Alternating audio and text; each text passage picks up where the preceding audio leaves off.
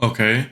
So what if they tell you there's an old lady, like 75 or something, and she keeps having these near syncope episodes. So she keeps going in and out, kind of like feeling dizzy and then being okay. And she gets super breathless on a little bit of exertion, and she like keeps feeling lightheaded the whole time. Every time she wants to walk or whatever, you do like your normal physical exams, you find out that her blood pressure is fine.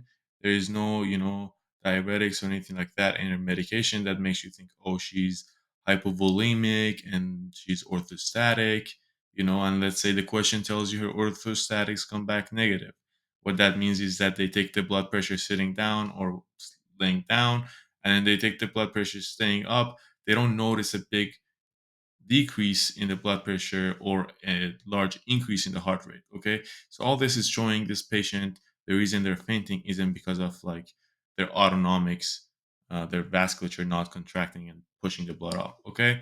So the only abnormal finding you find is that the heart rate is too low, basically. Sinus bradycardia. Okay.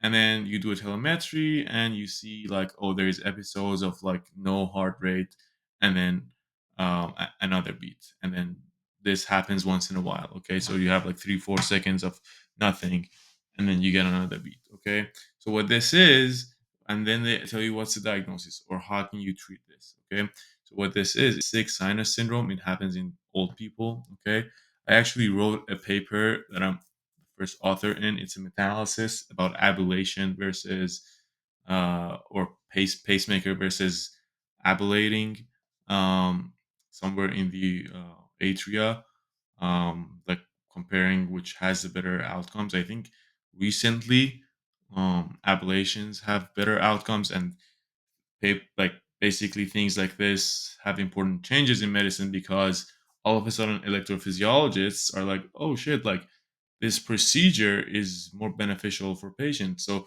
it changes the whole field. It pushes the whole field into being a little bit more procedural. Um, so yeah, back to the question.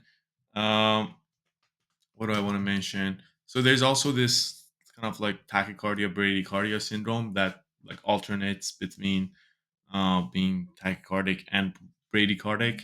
But basically, the reason for these pauses is that your SA node stops working, and so things that are downstream of that, so your other node, your AV node starts firing. Okay, that's called escape beat. So SA node isn't doing anything, and then AV node's kind of like, hey, buddy, I've been waiting for like 5 seconds now. Like I'm gonna do it myself.